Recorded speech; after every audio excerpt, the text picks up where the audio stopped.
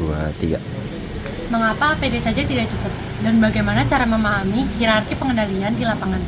Saya Wardah Salwa, 23/2025-057 dengan teman saya. Saya Les dari Sunatari Sastra, 23/2025-012 akan menjelaskan melalui video ini. Halo semuanya, saat ini saya akan menunjukkan bahaya yang terjadi saat melakukan pengukuran di jalan raya dengan situasi yang cukup menantang bagi surveyor. Bayangkan saat ini adalah jalan raya utama yang memiliki kendaraan yang cukup padat dengan kecepatan tinggi. Di sini aspek keselamatan bukan lagi aturan, tapi menjadi kebutuhan mutlak. Di saat melakukan pengukuran, salah satu yang dilihat adalah cuaca. Kondisi cuaca sekarang cukup mendung dan resiko sudah mulai terdengar. Pekerjaan pengukuran menggunakan TS tentu menjadi sangat beresiko dalam kondisi saat ini. Di saat yang bersamaan, 2 dari 2 data terdalam media saat melakukan pengukuran. Dan di saat itu juga, baterai yang digunakan untuk melakukan pengukuran tidak cukup untuk menyelesaikan tugas di hari itu. Dari berbagai situasi yang sudah disebutkan, ada beberapa bahaya yang dapat mencelakakan surveyor di lapangan. Bahaya yang pertama, hujan beserta petir dan permukaan jalan yang licin yang menyebabkan risiko untuk pekerja dapat terpeleset, tersambar petir, dan kerusakan komponen elektronik alat akibat air. Lalu bahaya yang kedua, kurangnya koordinasi atau blind spot saat memegang prisma di area traffic. Risiko yang dapat ditimbulkan yaitu personel terpapar bahaya lalu lintas karena kurangnya pengawas atau flagman. Lalu bahaya yang ketiga, ada kehilangan daya mendadak atau sistem shutdown saat penyimpanan data. Risikonya, data dapat hilang atau korup, kegagalan kalibrasi, dan pengukuran harus diulang dari awal. Lalu alternatif pengendalian yang kita pilih, yang pertama yaitu pemasangan rambu dan project lalu lintas atau traffic cone.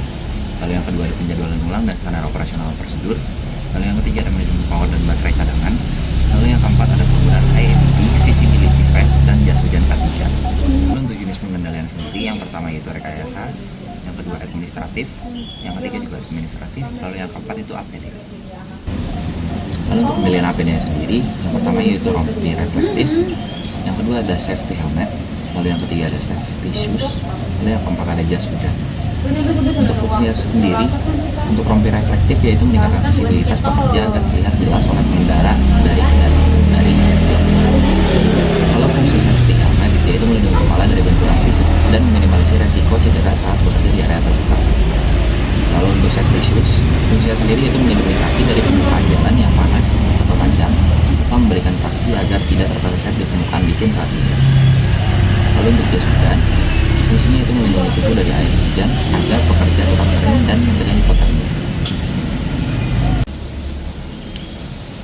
Saat pengukuran di jalan raya, ada risiko yang berkemungkinan terjadi, yaitu ada gangguan komunikasi, seperti suara kendaraan yang lalu lalang, membuat instruksi antara anggota tim, misal antara pemegang TS dan pemegang prisma, tidak terdengar jelas, yang bisa menyebabkan kesalahan teknis atau kecelakaan. Lalu ada penurunan konsentrasi.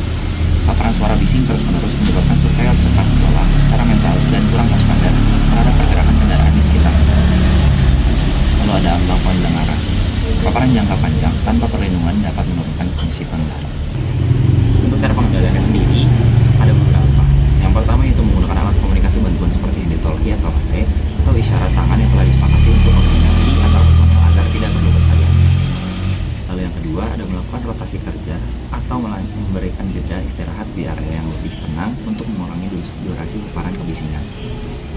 Lalu yang ketiga menggunakan earplug atau sumber telinga yang masih memungkinkan suara frekuensi bicara terdengar, namun mampu meredam desis kebisingan mesin kendaraan yang ekstrim.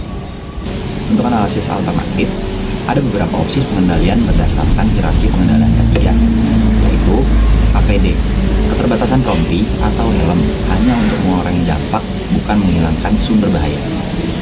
Maka dari itu, kita juga harus tetap memperhatikan langkah kerja dan situasi kerja agar dapat selamat saat pekerjaan berlangsung. Kedua yaitu administratif, SOP cuaca buruk dan manajemen baterai. Saat sebelum mulai pengukuran, diharuskan adanya SOP cuaca buruk dan manajemen baterai untuk memaksimalkan pengukuran pada saat itu dan untuk memastikan semua pekerja selamat. rambu atau traffic cone. Untuk membuat jarak aman, ini juga tidak dapat dipastikan keselamatannya karena bahaya bisa datang dari mana saja. Tapi setidaknya para surveyor sudah memberikan jarak aman untuk mereka melakukan pengukuran di jalan raya. Untuk solusi terbaiknya, yaitu melakukan penundaan pekerjaan atau stand down, adalah solusi paling cerdas berdasarkan hierarki K3. Karena untuk bisa memaksimalkan keselamatan pekerja, perlu adanya koordinasi antar anggota tim saat kondisi petir dan kurangnya personel. Langkah terbaik adalah eliminasi atau menyingkirkan pekerja dari lokasi bahaya karena keberhasilan proyek bukan hanya soal data selesai, tapi semua tim pulang dengan selamat. Untuk menjadi seorang surveyor profesional berarti memiliki integritas dalam mengambil keputusan keselamatan baik untuk anggota tim maupun orang lain. Karena data bisa diukur ulang, tapi nyawa tidak ada cadangan.